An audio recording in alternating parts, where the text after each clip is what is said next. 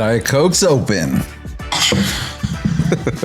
We are doing an intro for Miss Patty. Patty, she's the County Medical Examiner, Chief Medical Examiner in Kenosha County, I believe. Mm-hmm. She was fun to talk to. She was really nice. Yeah. There's a lot of times when these interviews will come in and we've never met them. They don't know us and we don't know them or even what they look like. And those always make me a little nervous because, you know, I'm a little hard to love sometimes. And or I just say random things but I'm glad she was so cool. No, she was really easy to talk to. Yep. She's a Disney lady. Yeah. And she makes really cool costumes. Yeah, she was all around. So it's funny because we've all talked about this. I don't know if we talked about it on the episode, but then like clients and I have been talking and it was like, oh, we talked about it during Darl's episode. Oh. You think medical examiner and like she's gonna be some like spooky gothy lady. You think Wednesday Addams or Morticia, and her no, mother. she is like a happy joy. She was so sweet. Yeah. But we do talk about it a little bit in the episode. You kind of have to balance that, right? Like she's literally surrounded by death every day and such random and heartbreaking things. And that's why I'm so mean and antisocial after work. Because you're surrounded by joy all day and you just gotta. That's why I listen to nothing but murder documentaries. Murder and metal. Murder and metal. That's our new podcast name. Oh, okay. Welcome to Murder and Metal, guys. Even though I don't listen to it. Anyway, enjoy the episode. Patty. Fun. 3, 2, 1. Let's go.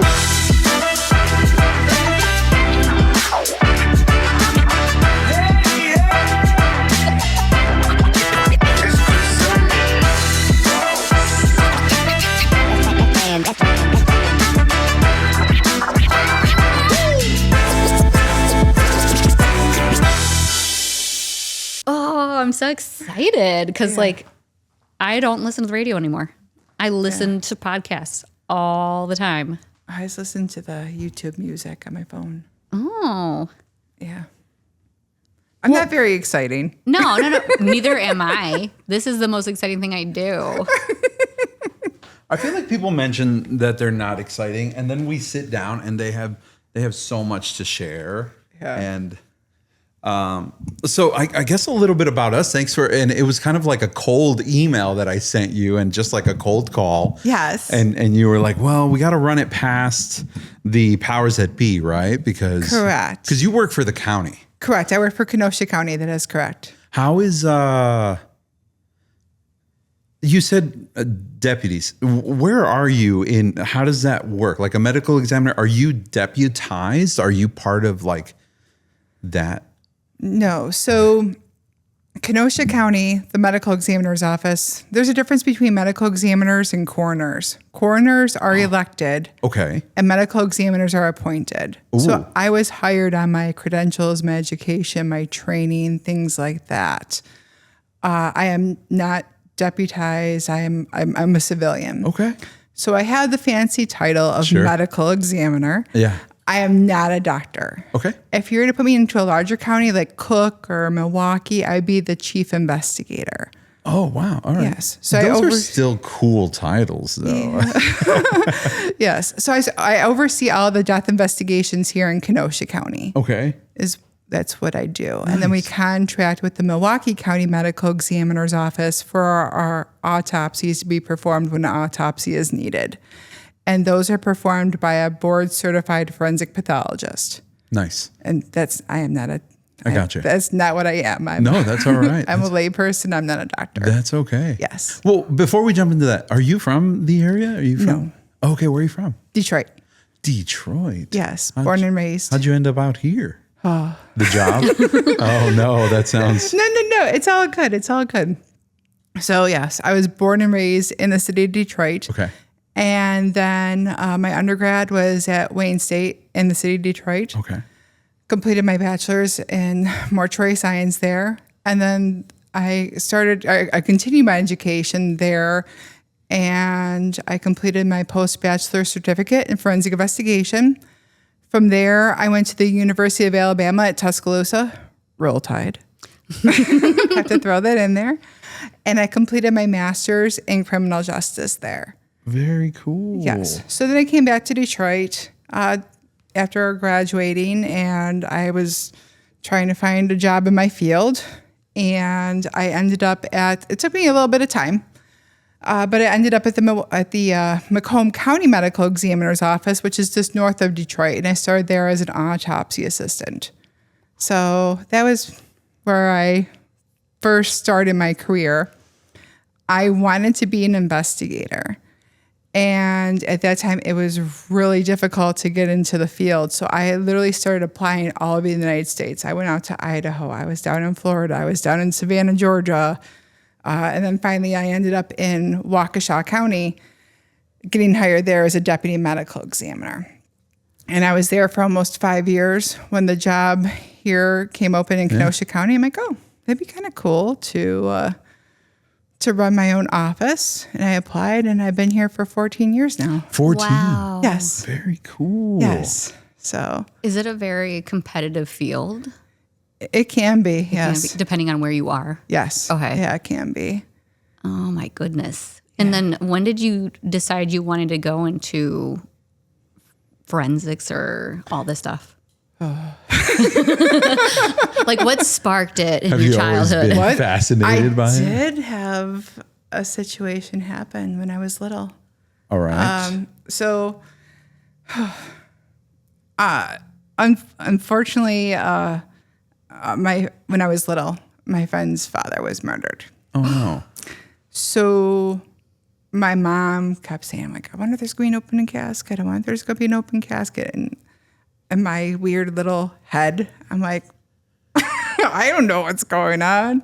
And we got there, and I'm like, how is he in the casket? And how does he look like himself? And how did they do that? So that was like my first kind of intro to that. And then, like, over the years, I was going to go into, like, I changed, and I'm like, oh, I'm going to go into chiropractic. And then I had to take anatomy and physiology classes, but they actually had an actual cadaver. So I was here I am, like, all the students, like, were up against the wall, and I'm, like, right in there. I'm like, oh my gosh, this is so cool. Look you can see everything. And that's where it kind of, like, everything just kind of snowballed from there. Oh my gosh. Yeah. So then I ended up changing to mortuary science. I started working in a funeral home.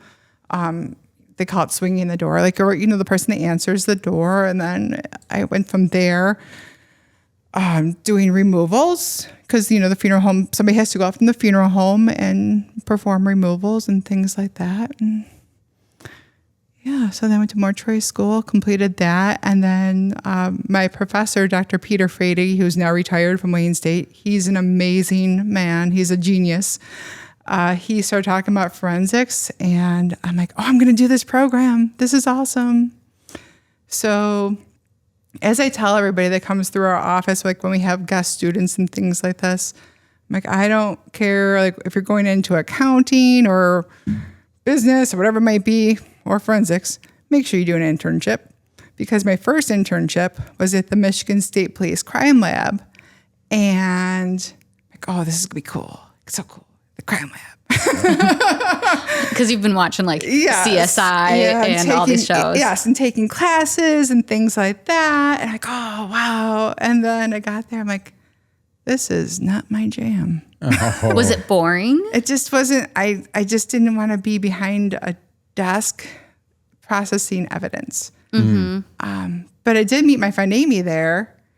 She was another intern, and we're still friends to this day. And yeah, so I got something out of it. You trauma bonded. Yes. And then my second internship was at the Wayne County Medical Examiner's Office, which covers Detroit. And as an intern there, they take you under their wing. And you're going to scenes, you're going to the autopsies. And I'm like, this is it. This is it. This is what I want to do. Like, there was no ifs, ands, or buts about it. Like, this is what I want to do. This is amazing. That's so cool. Yeah. Are you on scene like whenever? If they call you, you have to be there. Or are you only officed and then they bring the body to you? So a majority of my job is administrative. So, I'm going over reports. I determine cause and manner of death on some of the cases. I just have a lot of administrative duties that I do. I do go to scenes, but not very often because I would be out all day. I mean, we're constantly called to different scenes. Sure. And so the times I do go out, it's usually a homicide. Unfortunately, children die. So I'll have to go to like a child or baby death, which are always just very, very difficult. Anything like high profile, I'll go to. And sometimes things can just get weird. And so the deputy who is attending calls me and they're like, "Hey, Patty, this is what's going on." I'm like, "I'm on my way."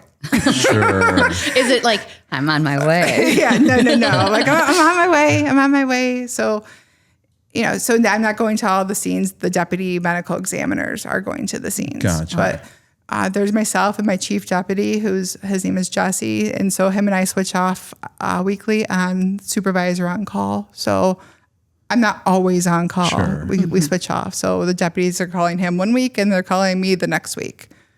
So. Wow. Yeah. Fascinating. Yeah. I mean, you think about it because there's always, I've never met anyone who does what you do. I don't know if you have. Not in real life. Not in real life. Well, yeah, we watch a lot of documentaries, I suppose. We're kind of few and far between. Sure. Yeah. But because a lot of people are freaked out. Oh, yes. By that stuff. It's a taboo subject for a lot of people. Yes. Yeah. But I'm very comfortable with it. But it is refreshing hearing, I think for our listeners at least, it'll be refreshing hearing that there is an actual person with a life behind Yes. Who is taking care of their loved one. Yes. Because that is a big part of it. You want to treat these families with dignity and give their loved ones' remains the dignity that they deserve. And that's huge. That's a huge part of what you do. It is. Are you, sorry if this is a prying question, are you married? Do you have children? Yes, I am married and I have a daughter. Awesome. How old is your daughter? Almost 12. So I have a tween. Yeah. They're so much fun. So fun. Yes, I have a tween. Do you feel like this job makes it, like, is it a good work-life balance or you make it work or? We make it work. I mean, she understands, but I'm very open. Mm-hmm. My husband obviously is very understanding because he's been with me for the past, we've been married for the past 15 years. So he obviously understands.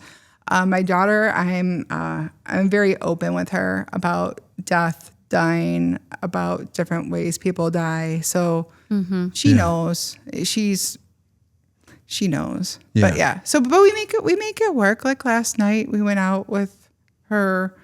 It's almost her birthday, so we went out with her friend, with her bestie, and we went out for sushi and, Awesome. Yeah. and went out to the Racine Zoo for the lights and went out to a different, Pleasant Prairie has that tour right now. Yeah. Of the houses. You probably drove past my house. Yeah. 'Cause there's one of the houses On the tour? on the tour there. Oh, nice. Yeah, we went past one on 80th Street, which was pretty amazing. And then we went past one on 87th Street, which had UFOs. It was really cool. Oh, nice. My favorite, we were talking about this yesterday because I had my friend in town. Yeah. My favorite are the houses that tell a story. I don't want just like random garbage everywhere. Yeah.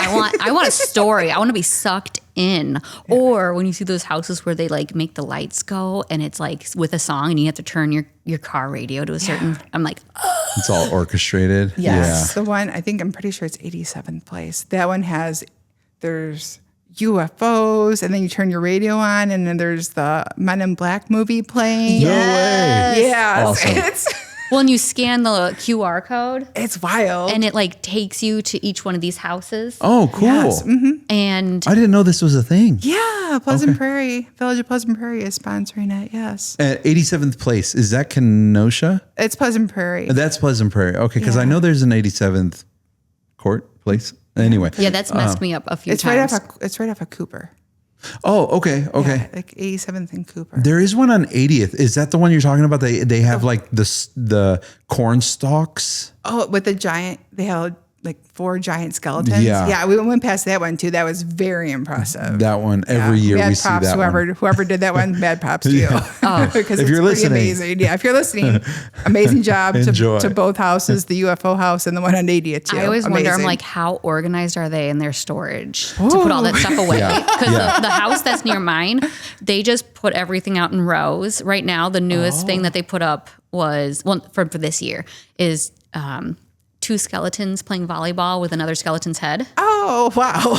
And then they have like a Madame Leota thing going on, and you knock on it. She's my favorite. Well, but I found out it's not actually her. It's a guy in there. Yeah, I did. So it's, I love Haunted Mansion. Oh, and a couple years ago, I did Madame Leota as a costume. Yes. And I had it all. I make my own costumes. My daughter makes her own costumes now. But yeah, my husband had to I had to sit in the chair, and then I had like this fake table with the globe. Yeah, the globe, and I had my facing all blue. I had her whole mantra. Oh my God, that's so cool. And so then I literally, my husband had to build me in to my costume. Yes. And leave me there. Yes. No bathroom breaks. Yeah, no. And then he took our daughter trick or treating, and so I left the candy on the table because I couldn't hand out. I couldn't. But you could scare the tar out of them. Yeah. So I'm like, "Come here, children," because they thought it was just a prop, and I'm like, "Oh no, I'm real." That's amazing. I wish That was pretty epic. that is so cool. Thank Because that's the stuff people talk about too. Like, yeah. people complain all the time. People don't trick or treat like they used to. Well, no one's decorating like they used to or Sure. putting enough effort. They're just like watching football and handing candy out through the door. I started decorating in July. Yes. Did you? Oh, So you is guys this your are favorite holiday? You guys are in it. Yes. Yes. By far my favorite holiday, yes. I mean, my house is spooky year round. Like, there's always skeletons. There's always spooky dooky ghosts, bats, all the stuff. Yeah. Do you think you were a spooky spirit who went into your profession, or do you think your profession has made you a spooky spirit? Oh, I don't know. That's a good question. I'm sorry. That's No, that's a good I feel question. It's a rough one. I feel like you were a spooky spirit and then you went into it then it just because kind of the whole looking at the dead body. Like, True. That's true. How did they do that? There was some curiosity. Yeah, in yeah, there. definitely curiosity from a young age. Yeah. Sure. Yeah. But my dad would always, when I first told my parents I was going into this, my dad was like, "What? Sure. You who are afraid of insects and mice?" Wow, yeah. And then yeah, but that's different than a body. yeah. Well, there's still sometimes there's infestation sometimes. Oh, yeah, But it's that's- kind of few and far between. But it still happens. Infestation of the body. Yes, from From Maggots. decomposing. decomposing because sometimes people aren't found for a while, or they're found outside. That's pretty rare. But, Yeah. they can be found in a variety of situations. Sure. Yeah. Sure. Yeah. That's You can tell Ralph's never watched House or. I never watched House either. I've seen House. So you know how I've they never use the seen it. so in House I think they're forensics, but they deal with bones. Oh, okay. Yeah. So they use the bones to solve the murder. Is it Bones, the show? Not House? Oh yeah, it's not House. It's It's Bones. Bones. I was Yeah, there. because they have an Okay. insect guy. They have a Yeah. bug guy. Yeah, David- entomologist. Yes. What's his name? He was Angel from Angel and Buffy. Oh, he's I in don't that too. I'm not a TV person. Oh man, I am. Sorry. But she uses the bones to try to solve the murder, and she has a bug guy who will go in and take all the bugs out and be like, Sure. "This is a Sniffleupagus digitalis, and it's only found in this part of the country." And Yes. everything's fast paced Yeah. and whatever. But they would she'd be looking at, there'd be a montage in the middle of the episode having her look at the bones and try to figure it out. And there's that sad music of a montagey sad music. Yeah. Where she's very thoughtful, and she's such a smart lady, but she has no interest in pop culture. Yeah. So she doesn't get jokes. They all go by her head. Yeah. Which, she's too book smart. But the first episode, they made her really like sassy, and then they changed her because she was, I don't know, too likable, not smart enough. I don't know, but I was like that. They did her a crime. No, I think that show works a little bit. No, I still liked the show. I watched the whole thing, but you go back and watch the first episode, and you're like, wait a second, the pilot has a different lady. Very much so. So yeah, we have a specialist for bones. Her name is Dr. Jana Marie Truesdell, and she's a forensic anthropologist. So we do have bones cases. Wow. It's not me. Like I call in the specialist when I need you something. coordinate and delegate. Yes. Do you have a bug guy? I do not have a bug guy. Oh, that'd be cool. Yeah. What's Don't have a bug guy. Oh, Silence of the Lambs. I haven't seen that either. Wow. Okay. Well, here's the thing. You're living this. The rest of us live vicariously through our television sets, but this is your 9 to 5. Well, and I feel like there's also levels of liking morbid stuff. Or I call myself a spoopy girl because I like cute and spooky and silly and sometimes some serious stuff, but I don't want gory. Yeah, no. And I don't want like either. I just watched for the first time all of the Freddy Krueger movies. Really? And I was like, I don't know how I feel about this. Yeah. I was like, nah. They also haven't aged very well. Well, no, the first one was better. And then I watched the new one and I was like, I could have done without that. Yeah. And the 2009 Friday the 13th, I saw that one in theater and I went back to watch it and I was like, it's all boobs. Like they literally take every opportunity to make the women naked. Really? Yeah. 2009? I haven't watched any of those. The only thing I've watched recently is The Only Murders in the Building. And it came up in my feed as a commercial. I'm like, oh, that looks kind of fun. Yeah. Because it's also like Steve Martin and Martin Short. And it's like campy and silly, but serious. And then they go into some feelings. Yeah. Isn't Selena Gomez in that? It's Selena Gomez. And then they have a lot of guest cameo. Yes. I've heard it has to, I haven't watched it. I heard it has to do with a podcast, right? Like yes. They have a podcast or something? They have they started They're more podcast. like investigative podcast, whereas we're the interview kind of podcast. Yeah, we're storytelling podcast. Yeah, it's interesting. I like it. Oh, it's so much but fun. Yeah, normally I don't watch TV or stuff like that. So that's the only one that's caught my interest as of recent. So you've been doing this for 14 years? Here in Kenosha for 14 years and altogether 20. Altogether 20. Yeah, I started at Macomb County in 2005. Is there any sort of case that hits you the hard? Like obviously children are going to hit you the hardest. Yeah, those are really extremely difficult. And then when I became a mom myself, it got really amped up a lot because it's like, now I'm a mom and you just really feel for the parents and you just try to be supportive as much as you can. Of course. So do you only cover or take care of cases where a body is found, or is it like every single like death, or is it just accidental deaths? We cover pretty much everything. Okay. So this is a lot to a lot to go. Okay. So we cover all of any death that happens in Kenosha County.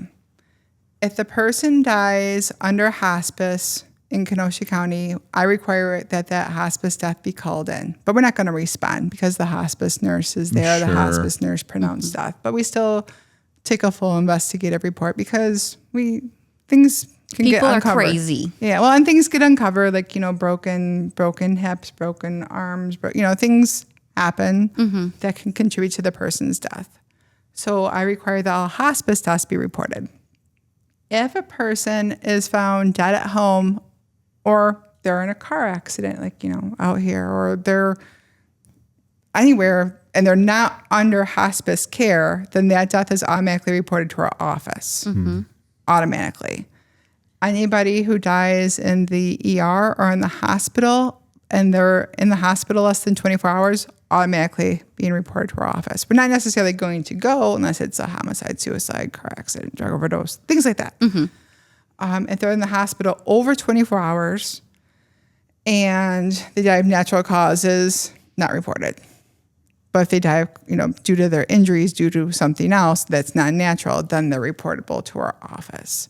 We go out to anybody who's not, and if they're in a nurse, I think I mentioned nursing home. If they're in a nursing home, that's not reportable to us either, unless they've had like a fall, accident, injury, trauma, then they're reportable to our office. So there's all sorts of little like caveats, but we have our hands on pretty much a large majority of the deaths that take place in Kenosha County. So there's few and far between that we don't, have eyes on. Sure. How many cases do you think you get a day? Oh, about in a year. Well, in a year we get about 1,500. Okay. I have all those stats on our kenoshacounty.org. If you go to our website, I have all that on there. Oh, Yeah. nice. So if you go there, then go to departments and the medical examiner's office, then we have death statistics, and I have that all that on there. So about 1,500 cases a year. Okay. You never know what you're going to get day to day. Yeah. So like, one day you could get 10, the next day you could get none. I mean, like, Yeah. Sure. I can't, my infamous saying is I can't predict death. No.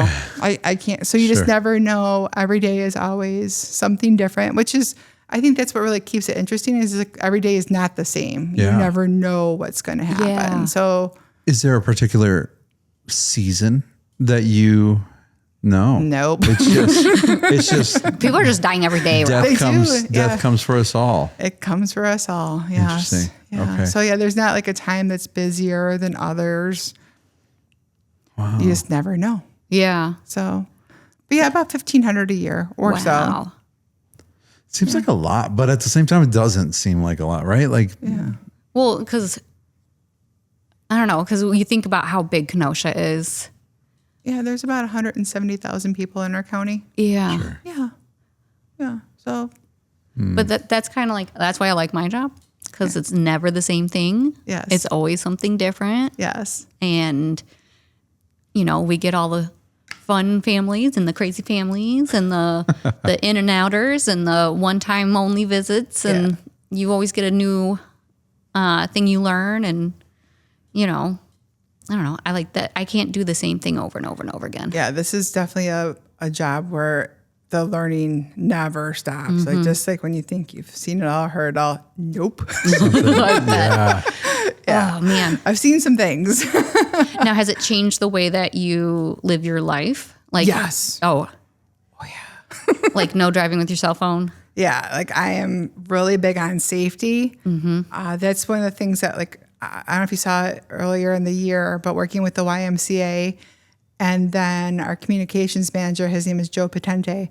And so like this past year, him and I went on a road show around Kenosha County and we did this last year too with a safety vest campaign, to wear your life vest when you go out on the water. Yeah. Because in my 20 years of doing this, I've had a lot of drowning deaths. I've never had somebody drown with a life vest on, ever.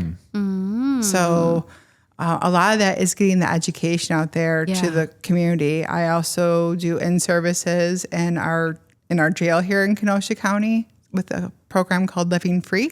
So I go in and I speak with the inmates, and it's interesting. They teach me things too. I learn. Oh, I was going to say, they probably, because like It goes both ways. They live a yes. different life. Yes. So they have a lot of good questions, and there's a lot of communication. So, but we talk mainly about drug overdoses and the drugs that we're seeing, because one of the reasons I got into the Living Free program is because I kept seeing people that were recently released from incarceration, and then they were dying of overdose. And that it just kept happening over. And I'm like, I need to get in there. I need to get into the jail and getting the education out there to help prevent that. That's really proactive of you to see that and then make a decision to go in there. Yeah. And that was one of the other things that I was able to do too with out at Pike Creek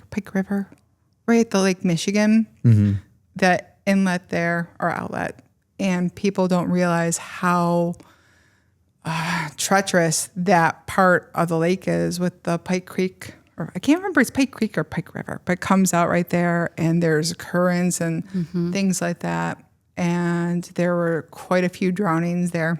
Wow. And so I was able to, it sounds morbid, but we have death review teams for certain types of deaths. So we have a child death review team. We have a traffic safety commission that I'm on, just different teams. And so after there was a drowning death there's actually two that were close together. I took that to our teams. And then I had remembered going down to Key West. Have you guys been there? Mm-hmm. I wish. Well, when you drive down from, I think it's Homestead, Florida. Homestead, yeah. And then you drive down and you take the It's like freeway. a big bridge. Yeah, that goes it's a that huge way. bridge. Yeah. But I remember going there, and there was a giant bright yellow sign, and it was huge that said, like, be careful driving. X amount of people have died on this freeway this year. And I'm like, Wait, because they like fall off the bridge? no, or just what? because of driving. What? They're Wow. speeding or Sure. Yeah, so that really stuck with me. they're dodging deers in the middle of the bridge. Yeah, I don't know. There's just Well, it people can get treacherous on that piece of freeway. there's that bridge that goes between somewhere in Mississippi to I think Louisiana, and I've driven that at night, and I can totally see you losing not reality because it's so dark. Yeah. So It's dark. the same thing with this. It's so scary. I don't even like heights, and we went on it in the daytime to come back, and I was like, "You shouldn't have let me see this because now I know. Now I know I'm never going back on this bridge again." Yeah. Oh, that's so scary. Yeah. So with that, I had remembered that. And then I took this to our team, and I'm like, we need to have there needs to be a big installed sign there that's like bright yellow, and it needs to be big, and it needs to talk about it needs to be in English and Spanish, and it needs to have like diagrams. Yeah. And the Kenosha Firefighters Care Group, something to that effect, came in and got it done. Nice. So that was all a team effort. Yeah. because Where is that sign? It's right at- by the band shell, like when you Oh, right there yeah. by Pike, where the Yeah. Pike Creek is. Gotcha. Because it's so that current is so dangerous. Oh, I thought you were talking about the where there's like a boat launch that comes it's almost into a neighborhood. It's on Oh, the yeah. side of like Simmons. I know what you're talking about. Yeah, it's not there. Oh, yeah, this is wow. over by the band shell area. Wow. Okay. Yeah, All it's right. over That's pretty there. dangerous. That's really dangerous. I've told my kids I have a 13-year-old, an 11-year-old, and a 7-year-old. And I try to be proactive with them on certain things, and my wife was an ER nurse for a long time. Oh, so she knows. So she doesn't allow them to do a Yes. lot of things. Yes. And sometimes I feel badly because they're getting so sheltered, right? Yeah. But every once in a while, we'll let them do something, walk on the side of the road or something. Yeah. No, I did tell them, I was like, listen, no matter, because I've lived here my entire life, besides when I moved to Texas. I was like, listen, every year when I was in high school, someone died off the pier. Yep. Never, under any circumstance, jump into the water off the pier. Mm-hmm. That's my number one rule with them. I'm like, Yes, sure. my daughter knows. Yeah, I'm very, very adamant about that. Yeah. Always wear your helmet and look both ways, and Yeah. always wear your seatbelt. And I'm a little bit of a helicopter mom. But you see firsthand. Yeah, Yes. you've Well, seen it. We just talked about that the other day because one of the girls got her daughter an electric scooter. Please Yep. get a helmet, please. She has a helmet and Okay, she has good. elbow pads and knee pads. Yeah, she said she got the whole football outfit. But I for 'em. said, do you know how many kids have, let's say out of 500 kids, 5 of them are probably going to get hurt. Mm-hmm. And I'm making up this numbers. These aren't real numbers, guys. Don't fact check me. So it's got 500 kids, 5 of them are going to get hurt. Yeah. Maybe 10. And then 5 of them aren't wearing a helmet. Those are the ones you have to worry about. Mm-hmm. So keep them safe, keep the kids knowing that they need to do that. And, if they start speeding, take it away from them and then, give it back when they earn it or whatever you do, however you do your kid stuff. I don't know how kid stuff is done. Yeah. Our stuff got put in the garage or garbage bags. Yeah. So a lot of it's just being proactive and getting the education out there to the community. So I'm that's just another facet of my Yeah. Yeah. job too. Yeah.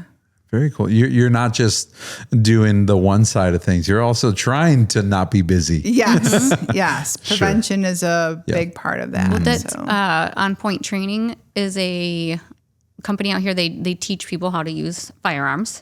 Okay. And they also do a safety week or like a safety thing with the kids. And they talk about like stranger danger and all that stuff. Oh. But in general safety, so maybe you guys should get together. Yeah, I have never heard of that group. Yeah. On Point Training. They're Trevor. Oh, in Trevor? Okay. They're Dennis and Dawn, and they both own it, and they both run classes. They even do like self-defense classes. Yeah. And they do private classes. They do group classes. So, I mean, even if you're not interested in doing some pew-pews, which I'm not, they have other things that they sort out for a multitude of things. Yeah. Oh, they're that's very excellent. Oh, Yeah, that's I good to can know. send you their Yeah, if you could info. send me the information, that'd be great. Yeah. Yeah. Okay, so having what I was thinking while you guys were talking, do you have a few things for our listeners? A lot of the people that visit us or know us or even that listen, they have young families or they have, adolescent children or even teen children. What are some do's and don'ts for them? Obviously, no jumping into the water off the pier. Oh yeah, Lake Wear Michigan helmets. is so dangerous. It's very dangerous. Always wear your seatbelt. That's another Seatbelts. big one too. Yeah. If you have a baby, make sure that they're in the correct kind of car seat. Make sure it's installed correctly. Make sure that the buckle harness on the is harness. is where it's supposed to Yes. be. Things like that. There's gun safety. Have your gun locked. Sure.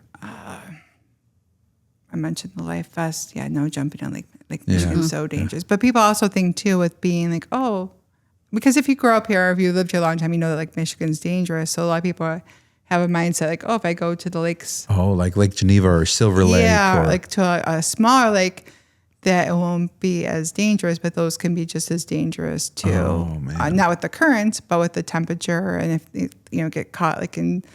There's seaweed and stuff. Yucky stuff. Yeah, and then if the water's cold and plunging in, that can send you into shock. I mean, there's a lot of things. So always just wear your life vest. That's the big one.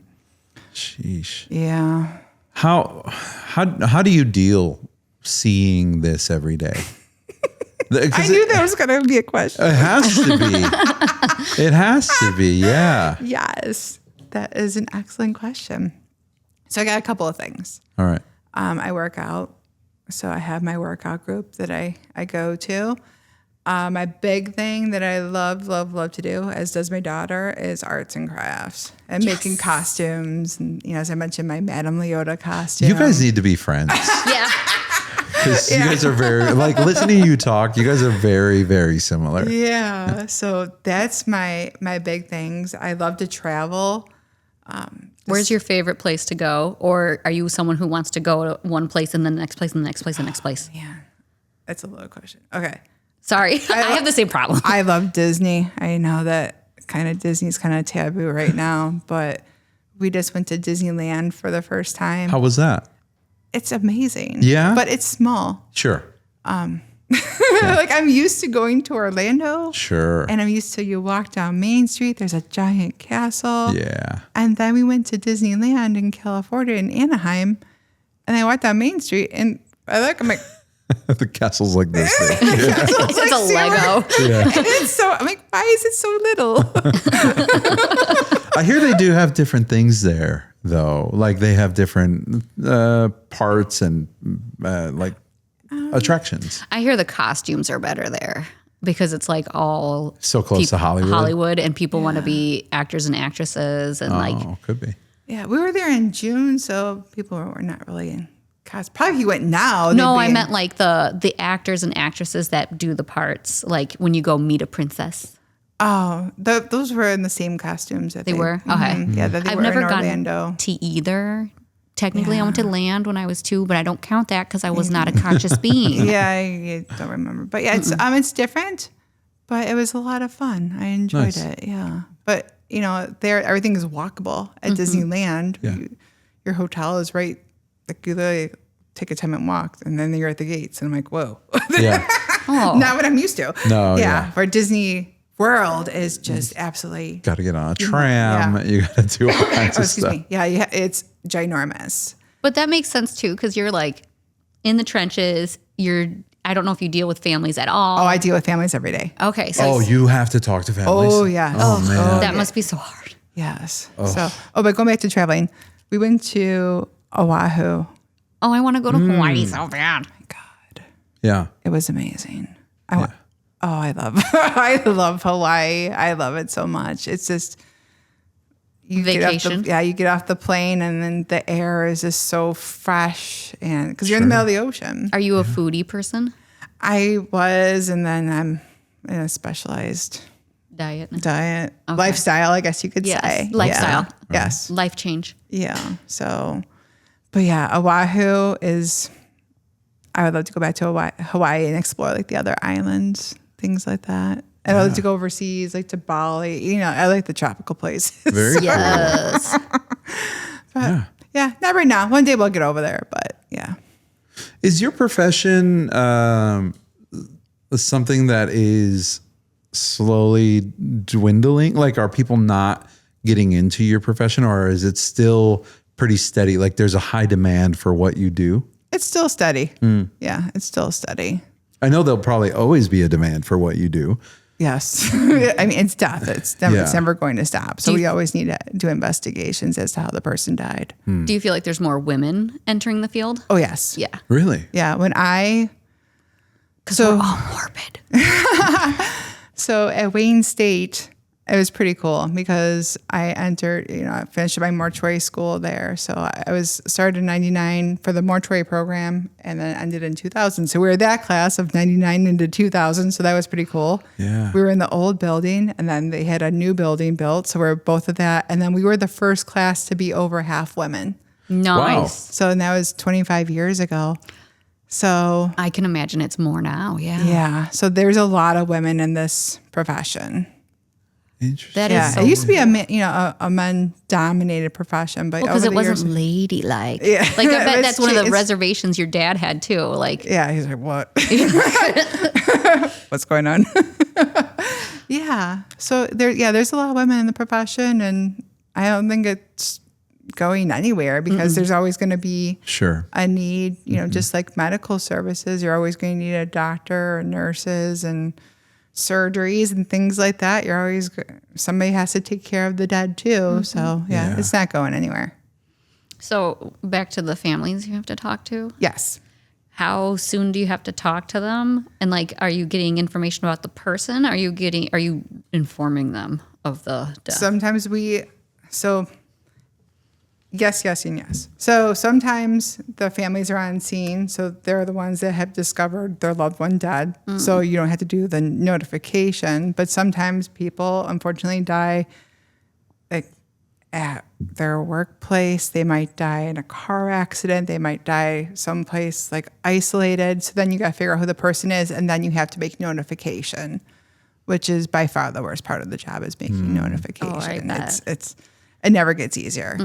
Never. But it's something that needs to get done, and you're always compassionate. And Do you do it in person or on yes, the phone? in person. Because I watched this one show last night with my friend, and the poor girl froze to death in the car. Oh gosh. And they found the car in a tow thing, and they didn't want the mom to run out there to see the car because they didn't want her to see that. Yeah. So then they said, no, we're going to take it here. We're going to da-da-da-da. Yeah. Then they called her and told her over the phone. And I was like, that is icky. Yeah, we prefer not to do it over the phone. Yeah. We prefer to do an in-person notification. Just because you don't know what the person is doing or how they're going to react. Yeah. So, and then we always take a police officer with us. Like we're never just going by ourselves because we're not first responders, and you just don't know how somebody's going to react. So you just need to be safe. Yeah. There has to be a little buffer there. Do you Yeah. have a specific officer assigned to you guys No, it's whoever is there? Available. whoever is available and is able to go. Okay. Yeah, whoever they send with us. Man. Yeah. Yeah, that would be the hardest part. It's definitely by far the hardest part for sure. Yeah. It never gets easier because you're giving somebody like the worst possible news that you could Yeah. give them. But you do it with compassion and empathetic, and always have them sit down. Yeah. Always have they'll them pass sit out. down. I've had people. Yeah, just because- buckle and- Yeah, so you always want them sitting. That's the things I tell the officers. We need to get them on a couch. Like, get them in a chair like, Sure. before we do anything. And then I always take the lead. I'm like, you just stand there. I'll do the talking. Yeah. Have you ever had to give the news to someone who, like, because I know people react to things in different ways. They go into shock, but you're like, this doesn't feel right. I've had people not react how you think they would react. Yes. Yeah. It's few. It's very rare. Few and far between. But I've had people, Because I can see like going, like, I had a pet that died when I was really young, and I basically into shock about it, where I was just like, you could feel like my brain was split into two, and I was thinking like, keep your mind off of it, and then it's right there. And then when we got in the car, it was like, Well, and you have families too that are estranged. You know, we hear that quite often where they're estranged. So it's like, okay, like yes, they are the next of kin. Sure. But they've already grieved the loss of that person. yes, there's already a division there. So we still have to notify them because Yeah. we don't know that there's an estrangement. So, No. yeah. So, Well, you need someone to claim the body. yeah, That's kind of mean to say, but it's well, true. that's part of it too. We can't force anybody to claim anybody. So, No. yeah, there's nothing under state statute where I have to be like, you have to claim them. I know some people that have been cremated and sat in a room for a long time. Yeah, we have a procedure for that though. Yeah. What does that look like if someone's not? If they're not claimed. Yeah. So we track down the next of kin, and sometimes they ghost us. And like as I said, I can't force anybody. There's Sure. nothing under state statute that says you have to claim them because you're no. So the county will step in and have them cremated. If the family's willing, the next of kin's willing to sign a cremation authorization, then we get that done. Sometimes we want the ashes, and sometimes they don't. If they don't, then we work with All Saints Cemetery over here in Pleasant Prairie. Oh, yeah. And then once a year, we take all of the unclaimed ashes there, and they go into a crypt there for unclaimed persons. Oh, wow. Yeah, so they're not sitting in our office. I mean, like temporarily, Yeah, Sure. until You give them a time frame. yes, temporarily until actually we're going to be going next week. It's like a lost and found. It's For bodies. All Saints or All Souls Day is November 1st or 2nd. It's the second. It's a second. think Yeah. it's the So that's where we take them over there, and they have a little Oh, ceremony thing for them, and yeah. that's really beautiful. So, though. but yeah, that's where they go. So like they're temporarily at our office until we can get them over to All Saints, because All Saints doesn't take them until we get close to All Souls Day. Until the time. Oh, Yeah, and then they go there, and then if family decides later on to claim them, then they can go through All Saints Cemetery Oh, and- sure. to claim the ashes. Wow. So yeah, I can't force anybody to claim anybody or to claim the ashes, but Do that's a- where they go. Every year, do a lot of people go unclaimed? I have right now 4. Man. Yeah, so a handful. yeah. Just depends on the year. Yeah. But it's usually a couple. Well, and I can see that too. Like you said, like some people are estranged and you don't know why they're estranged because technically that's none of our business. Oh, But they tell me. They tell you. I love it. I would be like, yes, tell me more. Yeah, they tell me everything. Gotcha. Sometimes they don't tell me anything, but a lot of the times I am like I'm not a grief counselor. I'm Sure. not trained for that, but I do a lot of listening. Yeah. For Well, because that's all lot you of can listening. do. Yeah. Oh. Yeah. But it is hard because, like, especially when people have gone through a lot of trauma and like being addicted to something, there's a lot of enabling, there's a lot of denial. Yeah. And then, especially if they pass and you don't get to have that closure with that person, which closure is not a thing, guys. They wouldn't, some people are angry and they don't want that back. Yeah, we deal with a variety of emotions. That's for sure. Yeah, Man. I know. It's a lot to unpack. Yeah. Yeah. Such a heavy job. It is. Yeah. But someone has to do it. Yes. Yes. I mean, I love what I do. I'm always challenged by it. I've been doing this for 20 years. I mean, Yeah, I was gonna say you have to like. it's kind of my thing. Yeah. And I don't know. It's my thing. It's what I do. Have you ever met someone in your personal life that kind of avoids you because of your job? No, people have lots of questions for me. Oh, I bet Yeah. All the time. Yes. I mean, you're here because we have lots of questions. You have lots of questions. Yep. I just had a friend of mine literally before getting here calling me, asking me questions because their loved one had died. And I'm like, yep. So I was on the phone with her for a while. And Yeah. yeah. So it never, like, even when I'm not working, I'm working. Yes. Yes. Yeah. Yes. But yeah, I have, I like to do death education, talk about death and give the education behind it. And, Yeah. Preventive measures. And it's what I'm passionate about. Yeah. Yeah. I feel like that's important. Like I'm someone who I don't embrace death, but it's like it's part of your life, and I feel like you should talk about it because it does scare a lot of people. Oh, it's And- very taboo. yeah, and no one ever wants to talk about it. Or the people who do, you're either creeped out by them or you're like, oh, a kindred spirit. For sure. But then you've got like people who don't like. Everyone's different, and I'd respect everyone's decisions. But like, I feel like it's important for children to go to funerals. Oh, yes. Because they need to see everyone, like it's just like kids need to see their parents fight and make up. You need to see how people grieve, and you need to be able to process that. And kids are also hilarious when someone dies. And I hate to say it that way, but it's kind of true because they're so flippant about it. Yeah. And then they move on. And I don't know, it fascinates me how their little brains work like that. Yeah. I remember being, oh my gosh, I was like 5 or 6. And my great grandma, my Busha, she had died. And I remember me and my cousin Leah and I playing in front of the casket. I mean, it was that, Yeah. like, hey, we're just like chilling and playing with our Cabbage Patch Kids. And, Yeah. and Oh, they're- yeah. I mean, but for centuries, Yeah. this is, that was normal. Well, right? you had your like, funeral in your house. Yeah, you Yeah. had. That was, yeah. Like they have casket windows. Yeah. Death Death they was still a have big part that of it. too in the indigenous culture too. They have that too. Really? Yeah, they still do. And I just dealt with that last year. I was going to ask you if you Yeah. work with a lot of indigenous families. Not.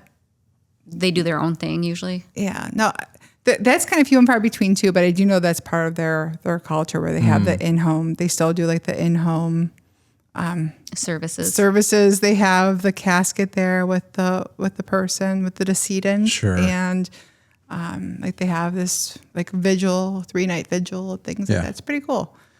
Well, I know a lot of like, they'd be more probably Central American cultures. We have encountered that where it's a big to do, right? Like when someone passes and Yeah. We've kind of being Hispanic, you learn a lot about different cultures and their Yes. practices. And I was gonna ask if someone's thinking about going into your profession, where do they start? How do they do that? Well, as I mentioned before, internships. Yeah. So we Do have you guys do we have an internship program that we're just restarting. Oh, nice. So they can contact our office to speak with the chief deputy. His name is Jesse Schwarten, and he can help. He's the one that's spearheading that. I don't know if Waukesha still has one. I'm not sure if Milwaukee has an internship program, but that's the biggest part because people don't realize that they see a dead person, but it's at a funeral home. Yeah. They see them, they're in a casket, they're dressed, Dolled up. they're cosmetized, their hair is done, their nails are done. Like they're all, they're embalmed, they're all, they're presentable. And what we see is the raw part of it. We're seeing people who are, they're decomposed sometimes. We see the raw part of life. Yeah. They can die in some pretty horrific ways. Homicides do happen, and they can happen in a variety of ways. Sure. And then even with car accidents too, sometimes that can end pretty badly. So you want to have an internship at any of the medical examiner's offices. I'm not sure if Lake County or Cook offer them too. Somebody would have to call. Yeah. Sure. But seeing that was an eye opener to be at the ME's office in Wayne County where I started, to see how deaths really occur. Yeah. It's not pretty. But Oh, yeah. I've had interns come through and they've done the internship, and we take the interns with us. Like when we go to the scenes, they're with us. When we have to do a cremation view at the funeral home, they're coming with us. Like they're not answering phones. They're not doing filing or anything like that. We have them like they're under our wing. We're taking them with us so that they can see how things work.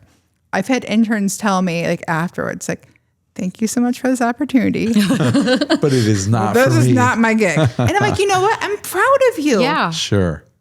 Because you have figured out at this point in your career, college career, that this is what you thought you wanted to do, but it's not what you want to do. Yeah. Good. I'm proud of you. That's Now valid. you can figure something else out Sure. now instead of getting to graduation, then getting in the field Yes.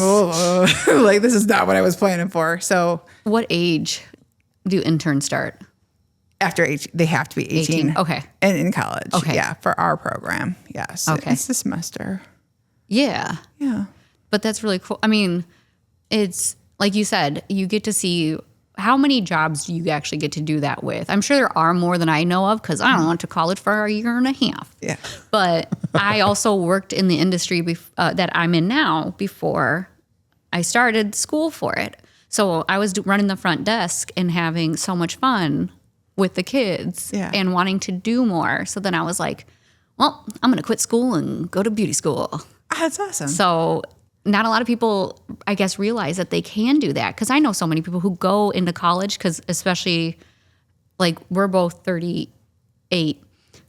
And, like, I don't know about Ralph, but our school was, like, we were an accelerated program, and they're like, college. Yeah. And so I was like, I have to go to college, otherwise I'm a failure, and I'm dumb, and blah, blah, blah. And then I go, and I'm like, I hate every moment of this. Yeah.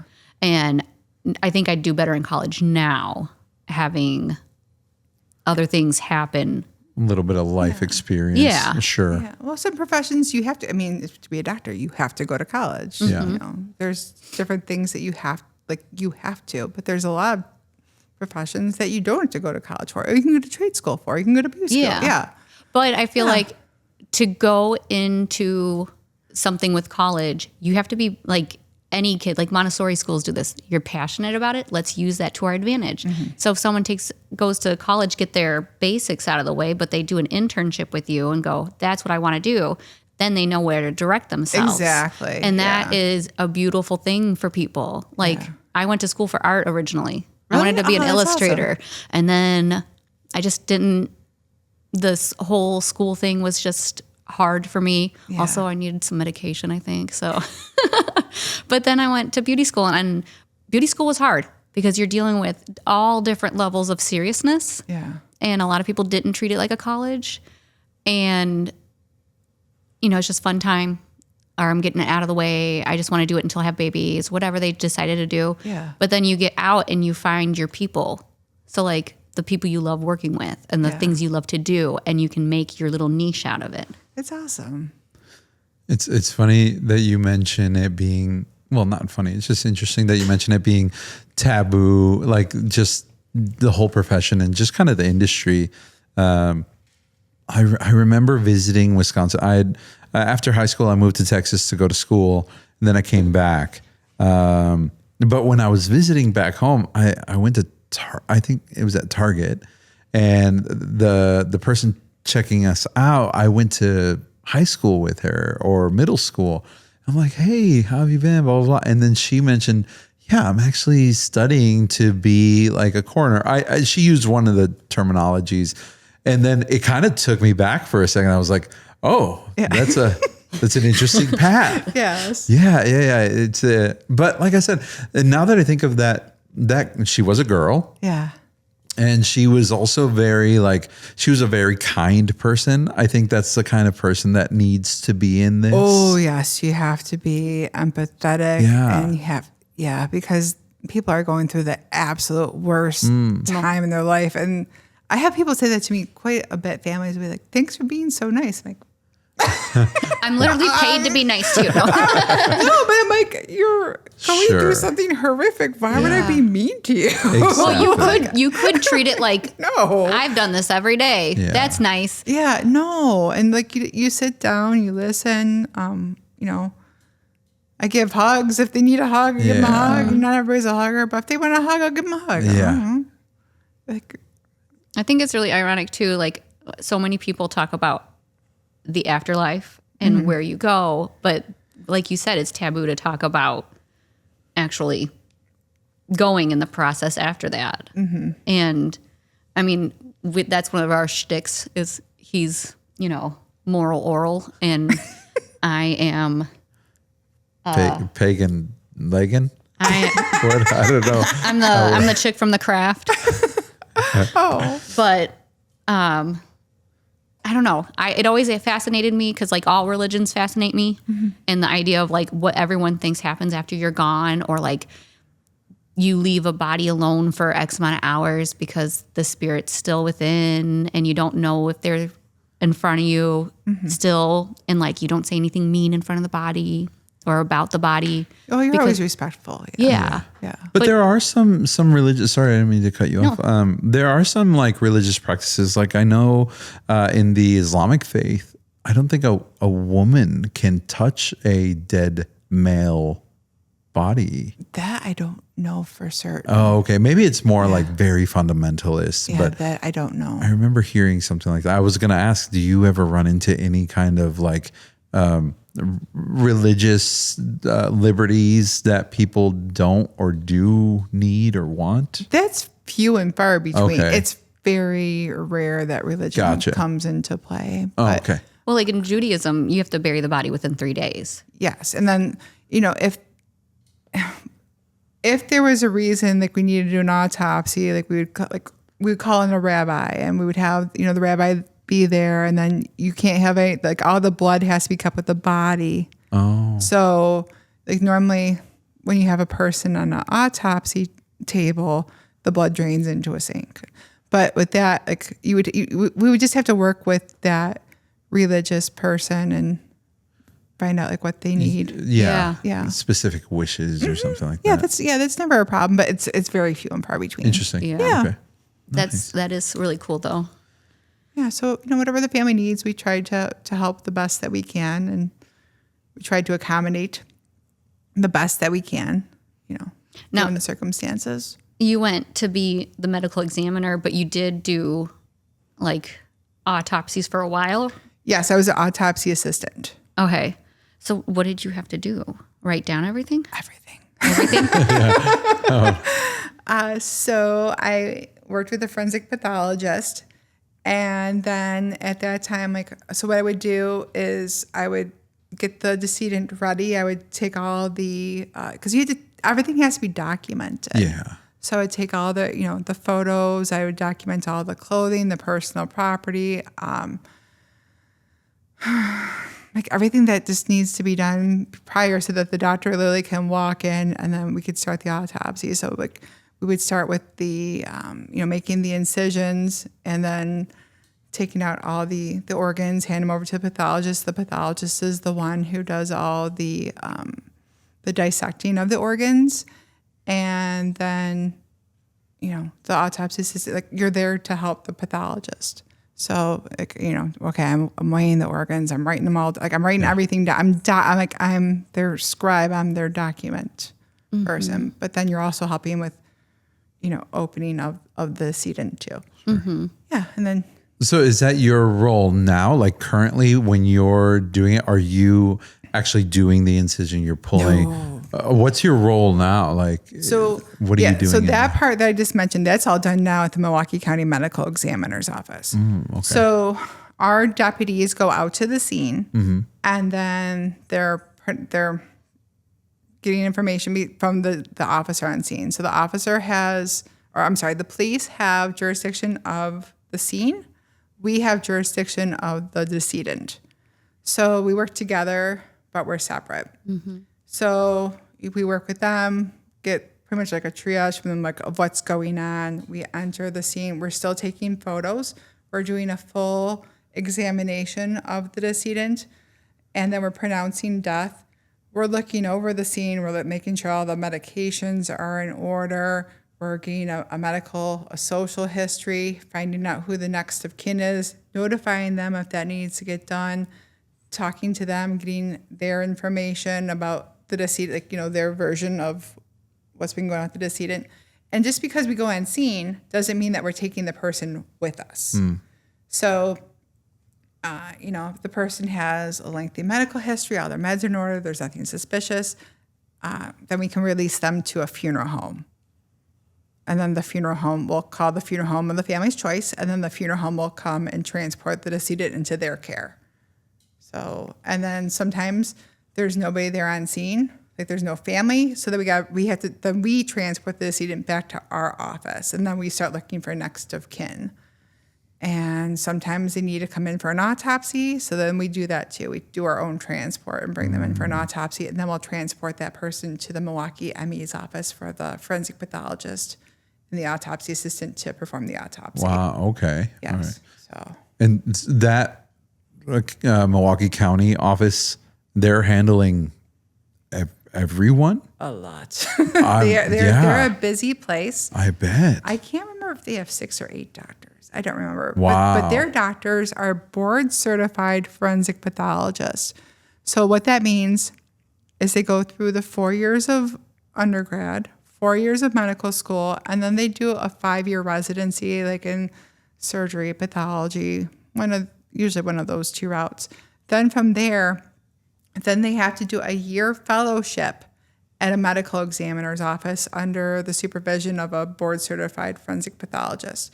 So then they're doing autopsies under the guidance of the forensic pathologist. They do that for a year. Then they can sit for their boards. Once they pass their boards, then they are a board-certified forensic pathologist. Oh. Yeah. Wow. So much. Yeah. It's a lot. You have to really like what you're doing. Sure. Yes, because you're called into court as a forensic pathologist a lot. Oh, wow. So you're dealing with a lot of trauma. Well, from seeing people in a variety of different ways. Yeah. Some can be pretty traumatizing, and then you're dealing with court, and you're dealing with bugs, and you're dealing with families, and you're dealing with all sorts of different things. It's just crazy to think of how much you have to encompass in this profession. Yeah, I have a lot of,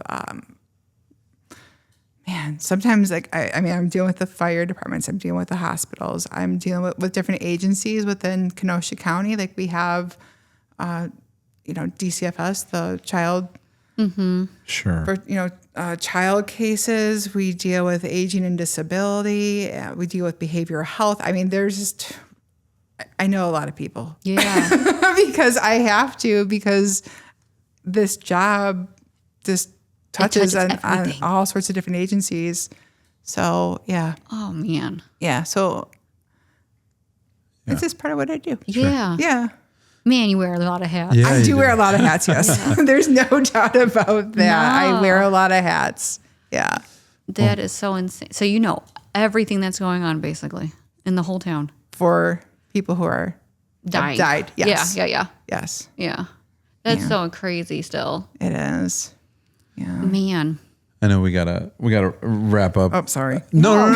It's not on you. No. He the doesn't. first We don't want to do a huge, crazy long episode, but we do. Yeah. But he has to edit it all. I know, it's That's fun. the only reason. Yeah. Yeah. But also with listeners, I found that an hour is kind of a sweet spot. People don't necessarily like too long, but also if it's too short, they're like, oh, well, we could have talked a little bit more, Yeah. So about an hour is kind of the sweet spot. I wasn't sure because Oh no, you're doing great. No. Yeah, there's definitely nothing to apologize for. No. This is very fascinating, especially I don't know, for us, I would say we see a lot of this through the lens of a screen or a television movie. Things are very Hollywoodized. Yes. Hollywoodized. Yep. Yeah. And that's why I said at the beginning, like, it is good for people to know that there's a real person behind this. And from everything that you're saying and everything that I can kind of take in, I'm just thankful that you're the kind of person that you are, like in meeting you right now, like Thanks. that there is a kind person, that there's a kind face behind that. Because I know, God forbid I'm ever in this situation where I have to, I'm sure eventually will probably, right? Everybody has to be Everybody in this does, kind of situation. Unfortunately, yes. But in a real traumatic thing, I would want someone like you and your character there. And so thank you from those of us who are going to need your services or have needed your services. Thank you. Do you go to therapy? I mean, that's a personal question, but I feel like with what you have going on. I have on and off. Yes. Yeah. Because it's like the personal life and the work life meet, and probably you, like, I know I get anxious. And so I'm like thinking worst case scenario. Yeah. And then I'm like, you need to calm down. Yeah. On and off.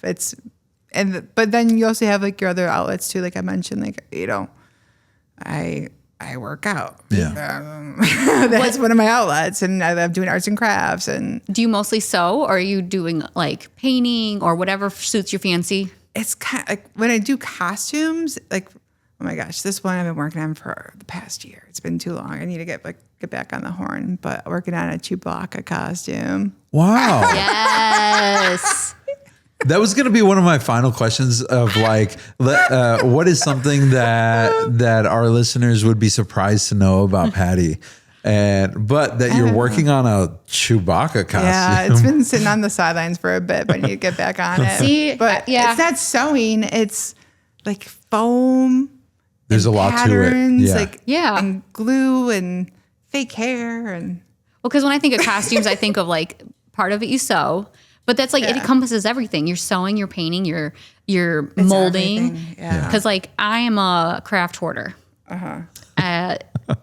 Stained glass, quilting, crochet, painting, like you name it, I have it. I have a pottery wheel in my garage.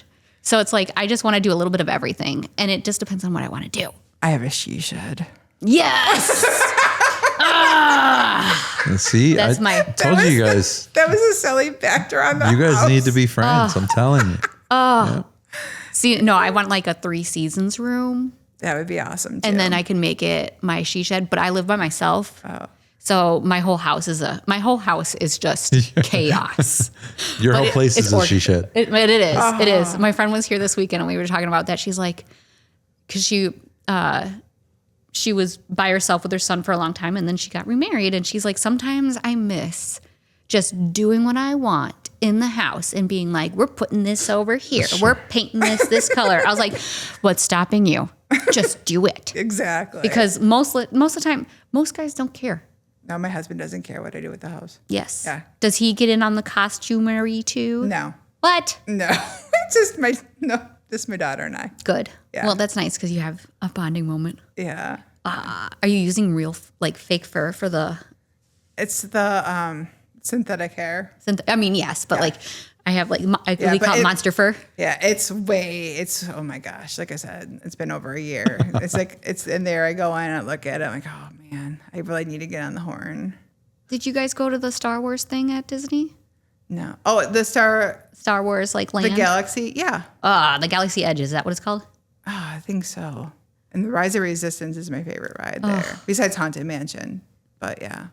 See, The that's Rise of the Resistance is amazing. I think one of the only reasons I want to go to Disney. Like I like Disney. I like because I'm out illustrations. Yeah. But Disney itself overwhelms me because all I can think of is crowds, humidity, and then like I would feel so guilty standing in line to do something when there's a child behind me, and I'd want to push them forward. But then I'm like, no, I paid my price to be here too, No. and I have to pay for my own food, unlike you, child. No, go to California because the humidity is not like it is in Florida. Florida, And then sure. you get the fast pass or whatever it's called now, Lightning Lane, and Yeah.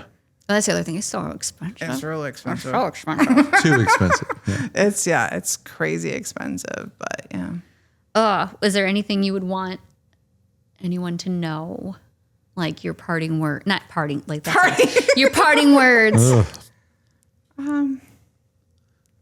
Be good careful. Be safe. Be careful. It's Look both ways when you cross the road. wear your seatbelt. I see so many people not wearing a helmet, and it drives me batty. Sure. Yeah. Like on their motorcycles, especially. well, motorcycles and bicycles. Yes. Where's your helmet? Yeah. But I'm not the helmet police or the water safety. I think if anyone has the ability to be the helmet police or should be, I think it's you. I think you just need to walk around with like A helmet with a head in it. like a photo.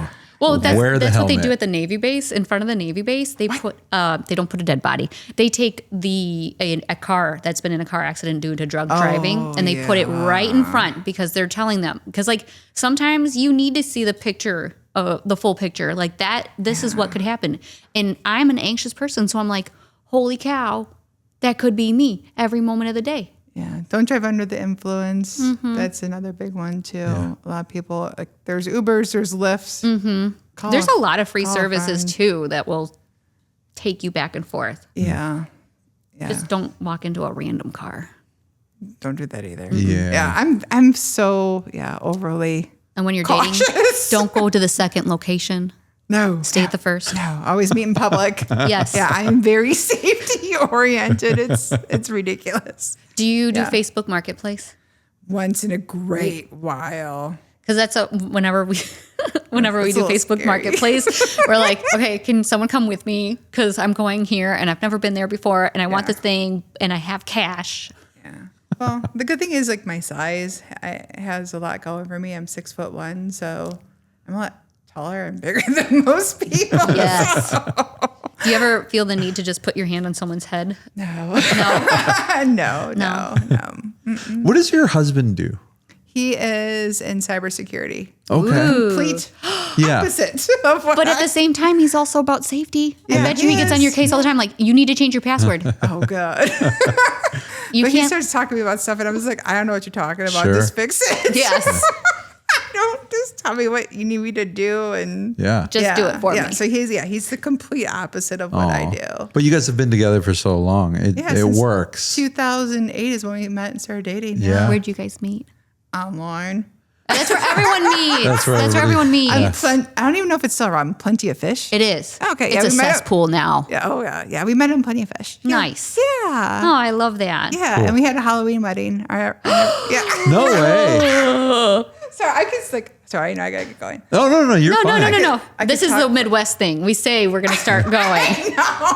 I gotta do the. Oop. Yeah. Slap my knee. Time to go. Yeah, we got married on October 30th, and we had a Halloween wedding, and I made all the decorations and Cool. everybody dressed up. And my parents walked me down the aisle, and I laughed the entire time because like everybody's in full It's costume. so yes. I think if I had a Halloween wedding, I'd just be a zombie theme so everyone can wear what they want and be a zombie. It was amazing. That's awesome. Yeah, we had it at the Milwaukee War Memorial. Ooh. And then we had our surprise was for the guest was the racing sausages. No way. Cool. That is so cool. Nice. So on my desk, I have a picture of my husband and I from our wedding and the racing sausages. Yes. Yeah. Did you have like a full bridal party too? What was your ring bearer? We didn't have a ring bearer. My dream is to have a ring bear. A ring bearer. Yeah. No. So like a baby in a bear costume. Oh. Not like an actual like Yeah. So it was like I had I had a traditional dress, traditional tuxes for the guys. The girls had like traditional like black dresses, but then my shout out to my Aunt Betty, who made all of instead of carrying bouquets, she made little brooms. Oh, cool. Yeah. Nice. Yeah, she made those, so that was pretty cool. And then I made like those fake carved pumpkins on each of the tables, and then I had a candy buffet, and Fun. it was pretty rocking. dude. So when if I get a second marriage, I'm calling you and be like, Tell me what your ideas were, because I might need to borrow some of them. She's gonna tell you, I just finished this Chewbacca costume. Oh my gosh. I know Will that. you? Well, I was going to say eulogize, but that's not the. officiate in the Chewbacca costume? Yeah. Absolutely. My friend officiated. She's no longer a funeral director, but at that time she was a funeral director, so she was our officiant. Yeah. Nice. Pretty cool. Pretty cool. My friend who was just in town gave me a little trivia. She said the coroner is the only person elected that can arrest the sheriff That is correct. because What? they're detective. Oh, okay. Interesting. Has that ever happened in Kenosha? Not under my watch. Oh, okay, No, I have not arrested. Now we're gonna go either online and be like, sheriff. Nice. That is crazy. Nice. Yeah, no, that is true. She Wow. works. She lives in Carroll County, Illinois. I don't know what that's at. Do you know where Galena is, or what Galena I know is? Galena's like a cutish town, but I Yeah. haven't been there. So it's over by the Iowa border, and they're about Okay. an hour south of that. I think she said. But anyway, she works as the county treasurer. So she's okay. in the building. She's talking to everyone. So like sometimes I'll call her with questions. She's like, well, in Illinois, you can do this, but I don't know about Wisconsin, and they might call it something different. Exactly. Yeah. Yeah. Yeah. It varies by the state. So, Sure. Oh, yeah. yeah. But once a person crosses from Illinois into Wisconsin and they die here in Wisconsin, then they are under our jurisdiction. Like I can't refer the death back over the Border. over the Illinois-Wisconsin border. I'm not able to do that. You guys aren't like, no, you take it. No, you take it. No. Like What if they die on the border? They're like, that would be determined by the police. That Okay. would be determined by us. because we used to have that joke. I lived in Waukegan growing up, and there's a fire station that's really close to our house. But our fire stations, like we're in the middle between them, but there's one just a little bit. It's kind of like if this was our house, it's kind of like this. This is our fire station, but there's one right here. Oh. And then as kids, we were all little morbid kids because this fire station is across the street. It's the busy street. You can't go across a busy street without someone 13 or older. And we'd be like, well, if I died or if I got hit by a car in the middle of the road, would it be Waukegan or Beach Park? Yeah, that'd be determined by the police department. Yeah, because they have jurisdiction of the scene. So that'd be determined before we even get there. Okay, because Good it's to the know. county. Yeah, we cover the entire Kenosha Yeah. County. Yes, not just the city. Yeah. Yeah, the entire county. Yeah, so yeah, the police would determine that. It's so funny. Patty, thank you. You're welcome. Thank Thanks you for so having much for me. being Yeah, it was open great to meet you. just coming to a blind meetup. That wasn't very safe of you, by the way. Blind meetup in an abandoned warehouse somewhere. Sure. Across from Office Max. Across Yes. from Office Max. I am across from Office Max. Do you have your location on for your daughter? Like, Oh yes. okay, because Yeah. Oh yeah. And then So Vice that versa. and then for my mom, because my husband refuses to get a Apple phone. and you don't like Life 360 drains your battery. Yeah. So my mom I have it on from like my mom, my brother, my dad. Like they can all see like where I'm at. My Sure. mom likes to track me. Yeah, we do that too. Yeah. Julia, who works here, she was like, I wish I could turn on the tracking on Ralph's phone. I want to know where he is. And then she's that friend who texts you who's like, why are you there? And why wasn't I invited? Oh no. Yeah. No. So we have it on for, our, Emergency purposes. yeah. Yeah. And then my mom just, Because she's older. she's my mom and it makes her feel better. Yeah. And, Yeah. traveling back and forth. I travel back and forth to Detroit quite a bit. Oh, So, she likes to, instead of like texting me, she can just be like, I can see where you are. Yeah. Yes. Well, I have it on my parents. I actually have to return, I think my dad's back on. Yeah. Because there was a couple times where I'd call and be like, hey, I'm on my way over because they live 20 minutes over the border. And they'd be like, oh, we're not home. We're in Ontario. I'm like, you kind of tell me what's going on. Not that I need to know, Yeah. but one, I do need to know. Yeah. Because I don't trust my dad's driving. Yeah. And, what if something happens and I'm like, I don't know where they are. And we don't talk for weeks. Yeah. I mean, I was laughing with my friend because we were watching all these murder shows. This guy will know that something's wrong before my parents will. Yeah. I'll have to call Julia, and Julia will have to get a hold of your family. Mm-hmm. Yeah. But yes, no, location tracker is good. Okay. Yeah, we all use it, so it's all good. Yeah. And I know it brings my mom's anxiety down, so she can see where we are. Good old technology. Where would we be without it? I like the only thing I did like about Life 360 is it would tell you how fast the person was going in their car. Oh, dang. I didn't know about that. Yeah. So like sometimes I'd call, be like, "You're going too fast." Oh, no. I didn't know I could do all that, too. That's pretty fancy. Well, I just found out from a client too, the newer cars, if you have it on teenager mode, I didn't know there was such a thing. it will turn down the radio Oh, so that when you're speeding in a zone, okay. it'll turn down the radio so it'll tell you you're speeding. That's fancy. It is. Whoa. I don't know if I'm ready for that kind of fancy, That's, yeah. but that's way fancy. I thought that was very clever because it's like that's what kids do in their car. Listen to music way too loud. And go way too fast. And go too fast, yep. And not paying attention. And they're on their phone watching a movie and texting their friends at the same time. Listen, lady. My daughter is 7, and she not long ago they did the safety. They went to the safety center or whatever they do now. Oh, for Kenosha Police Department? Yes. Yeah. It's right over by your office. Yes. Every day before we go to school, she's like, "Safety first, Dad," because I am notoriously put the car in drive and let's go, and then I'll worry about everything else. But she's like, "You have to put your seatbelt on." I'm like, Yes. "Okay, I That's will." so Yes. entirely important. Yeah. Yeah. For sure. All right. Okay. Thank you so Should I much. slap my knees again? Yeah. Yeah. Well, Do you want any leftovers? thank you. Thanks for coming. Yes. Thanks. Thank nice you, to thank meet you, thank you. Yes. Yay. Yay. Let's go.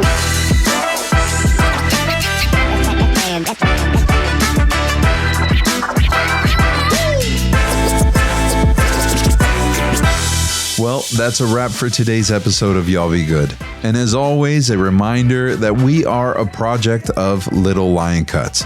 We hope you've enjoyed these stories just as much as we have enjoyed sharing them. Every family has a story, and we're just grateful that we get to hear yours too. If you've enjoyed today's episode and you think someone else might need to hear it, don't forget to share this podcast with them. And hey, while you're at it, be sure to subscribe and leave us a review. That really does go a long way. You definitely don't want to miss out on any of the real, raw, and inspiring conversations we've got lined up. And we'd love to hear your stories too. So go ahead and find us on Instagram at y'allbegoodpod or drop us a message with your thoughts. And until next time, y'all be good.